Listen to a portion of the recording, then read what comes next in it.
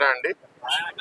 గత 48 గంటలుగా ఒక ఫైబర్ ఫిష్లో మా సౌత్ నియోజకవర్గం సంబంధించిన మత్స్యకారులు వాళ్ళ రొటీన్గా వాళ్ళు ఏదైతే ఫిషింగ్ కోసం వెళ్తారో, వేట కోసం వెళ్తారో 5 గంటలు సాయంత్రం బయలుదేరి మామూలుగా అడిగితే కూడా వాళ్ళు అన్నారు 4 గంటల్లో వచ్చేస్తాం, లేకపోతే మరుసటి రోజు 12 గంటలు ఉదయం 5-6 గంటలకి తిరిగి వస్తారు. కానీ వాళ్ళు 24 గంటల కోసం కూడా కనపడకపోతే కుటుంబ సభ్యులు అందరూ మరుసటి రోజు నుంచి చాలా గాబరాపడి ఇక్కడ మన ఫిషరీస్ డిపార్ట్మెంట్లో ఆఫీసర్స్కి చెప్పడము, ఫస్ట్ మన మత్స్యకారులకి యూనియన్ లీడర్స్ కూడా అందరికీ చేయడం, యూనియన్ లీడర్స్ కూడా దాని మీద ప్రయత్నం పెట్టడం జరిగింది. అయితే నాకు నిన్న రాత్రి తెలిసింది. రాత్రి తెలిసిన వెంటనే కనుక్కుంటే ఇంకా తిరిగి రాలేదని చెప్పారు. నిన్న సాయంత్రం మా జనసేన పార్లమెంట్ పార్టీ ప్రెసిడెంట్, ఇవాళ సౌత్ అభ్యర్థి వంశీకృష్ణ గారు ఇక్కడ రావడం, ఆఫీసర్స్ అందరికీ ఫోన్ చేసి జేడీకి, కలెక్టర్కి వెంటనే రెస్క్యూ ఆపరేషన్ స్టార్ట్ చేయమని కూడా చెప్పడం జరిగింది. అయితే దురదృష్టం ఏంటి అంటే ఏవి సరిగ్గా జరగకపోవడం. ఇవాళ పొద్దున దేవుడి దయ వల్ల ఆ 6 మత్స్యకారులు వాళ్ళ తిరిగిపోయిన బోటు మీద కూర్చుని వాళ్ళతో ఉన్న ఒక ఫ్లెక్సీ లాంటిది పట్టుకోవడం వల్ల గాలి తగిలి లోపలికి వచ్చి ఒడ్డు దాకా చేరారు. వాళ్ళు సౌత్ గంగవరం పోర్టు వైపు వెళ్ళడం వల్ల ఆల్మోస్ట్ 130 కిలోమీటర్స్ లోపలికి వెళ్ళిపోయారంట.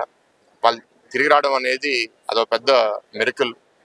మనం ఇవాళ వీళ్ళందరితో మాట్లాడుతుంటే వాళ్ళ ప్రత్యేకమైన బాధ ఏంటి అంటే, అంత లోపలికి వెళ్ళినప్పుడు దొరుకుతారా దొరకరా అనేది మన చేతిలో లేదు, కానీ మనకి ప్రాబ్లం వచ్చింది అని తెలిపిన వెంటనే ఎవరు స్పందించకపోవడం, ఒక సరిగ్గా రెస్క్యూ ఆపరేషన్స్ లేకపోవడం, ప్రత్యేకంగా ఇక్కడ కోస్ట్ గార్డ్ తరఫున 2 బోట్లు కూడా గతంలో ఉండే, అవి రిపేర్కి వచ్చేసి నడవలేని పరిస్థితి అనేది చాలా దురదృష్టం.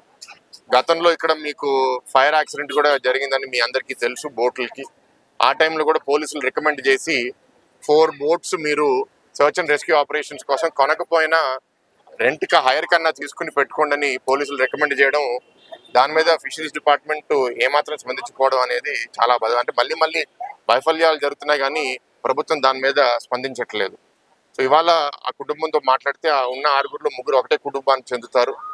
ఆ బోటు వాళ్ళు 20 రోజుల క్రితమే కొని కొత్త బోటుతో వాళ్ళు వెళ్ళడం, ఇంచుమించు 5 లక్షలు పెట్టుబడి అప్పు చేసి పెట్టారు.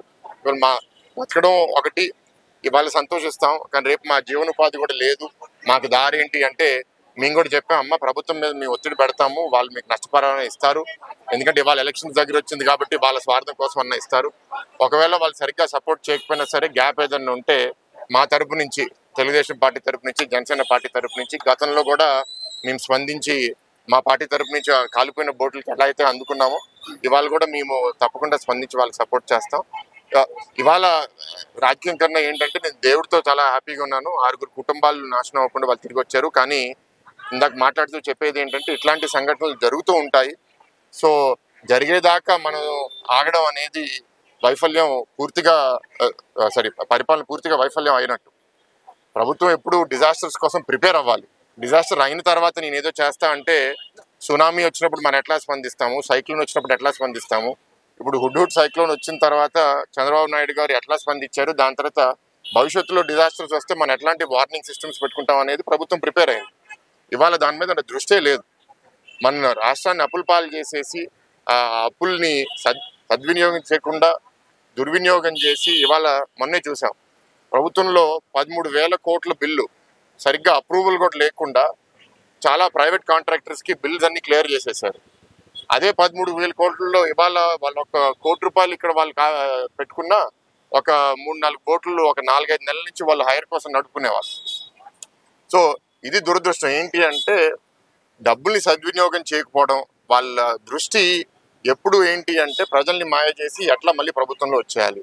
ఇవాళ నాకు తెలిసింది ఏంటంటే వాళ్ళు ఎలక్షన్స్ దగ్గర ఉంది కాబట్టి ఇవాళ వాళ్ళు ఓటమి చెందకూడదు కాబట్టి నష్టపరిహారం ఏదో ఇస్తారని నాకు తెలుసు. అయినా సరే మా బాధ్యత, మేము ప్రతిపక్షంలో ఉన్నాం కాబట్టి వాళ్ళని నిలదీసి వాళ్ళు ఎందుకు రెస్క్యూ ఆపరేషన్ స్టార్ట్ చేయలేదు, వాళ్ళు చెప్తున్నారు మరి ఎంతవరకు నిజమో నాకు తెలియదు, కానీ బోట్లో ఉన్నప్పుడు ఒక హెలికాప్టర్ కూడా వాళ్ళ వైపు వచ్చి పైనుంచి చూసారంట, వీళ్ళు బట్టలు ఊపారంట. మరి హెలికాప్టర్ చూసిన 20 గంటలకు కూడా ఏ బోటు రాకపోవడం, వాళ్ళు పట్టుకున్న ఫ్లెక్సీ వల్ల గాలి వల్లే చేరే రోడ్డు తప్ప ఎవరు వాళ్ళని చేరలేదు. సో ఇప్పుడు వాళ్ళు ఏం ఫీల్ అవుతున్నారంటే మా కోసం ఎవరూ లేరు, మా సొంత ఇది దేవుడి దయ వల్ల వచ్చామే తప్ప మాకు అసలు ప్రభుత్వం ఏమీ చేయలేదు. వింటుంటే కూడా చాలా బాధగా అనిపిస్తుంది. తప్పకుండా ఇట్లాంటి బాధ్యత లేని ప్రభుత్వం అనేది ప్రభుత్వంలోనే ఉండకూడదు.